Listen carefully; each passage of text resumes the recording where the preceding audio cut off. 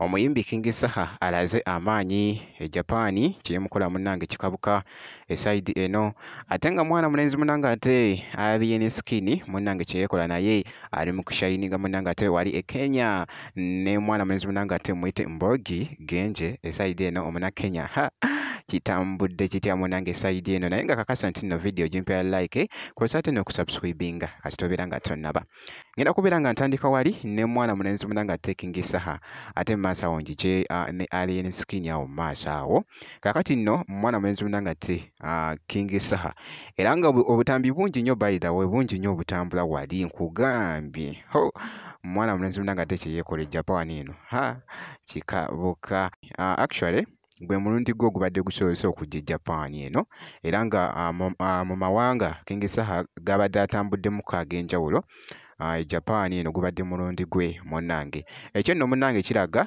nti ate mwana mulenzi ono ate yeeyongedde okubeera nga ashayininga mwana mulenzi munnange ate King Saha esayidi eno kakati nno babaddekoko eruuyi wano nga bali mu havinga mukaate munnange akamere tutumira ku bali ku mmeeza eyeeyo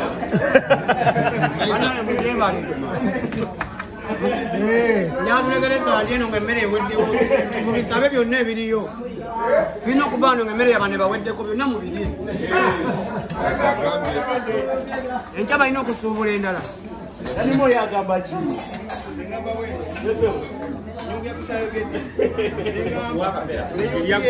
ayatadimo sumulula gwe bagamba onugandi yabagwemu omukawempe Japani yeza basinga kugeza nebisejjemu okwemuula oyo gwe bayita danimo nabawe tobantaliza bwe kityo nno munnange ate bwe kiri mu kutambula nkugambye yeeyagala okukamulako obumazi nja kuba nga nkuwa update yonna enaafaayo nga bwe nakusuubiza ku mwana mulenzi oyo ate munnange ate omuyimbi wo King Saha kati awo kankuggyeko mwana mulenzi munnange ate Alien Skin jjukira nti nno twalabako ko wali nga tumanyi nti noba agenda kudda e Uganda twawirako nti nagenda kudda e Uganda naye muganda wange alabika ono si wakuva Kenya akyaliyo era nga ali ne mwana mulenzi munnange era nga obutambi obw'enjawulo obulaga ali nnyo ne mwana mulenzi munnange ate Mbogi Genje omuna Kenya omuyimbi era nga ali naye nnyo wali batambula bonna badde eno badde eri era nga ku sayidi yemu babaddeko ko wali ku Citizen TV e Kenya era nga babaddeko ne kashoka we wali oba program munnange kibadde kiriya nnyo wali era nga boogezako okulaba obutambi buno bubadde bugetinga viral wali ku mukutu munnange ate gwa TikTok.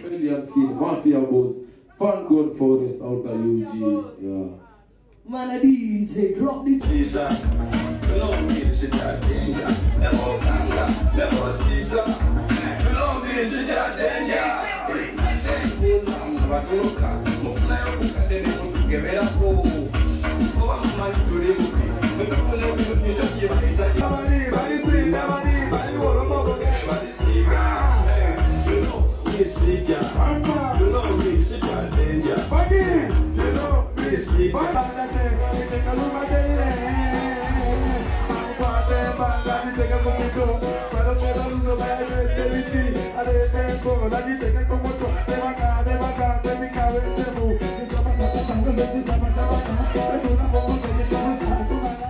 Era nga ku sayidi emu n'akatambi akalala nga bw'okalaba awo nkugambye nga bwe nkutegeezezza nti naali nnyo ne mwana mulenzi ono ate Mbogi Genje wali omuna Kenya omuyimbi.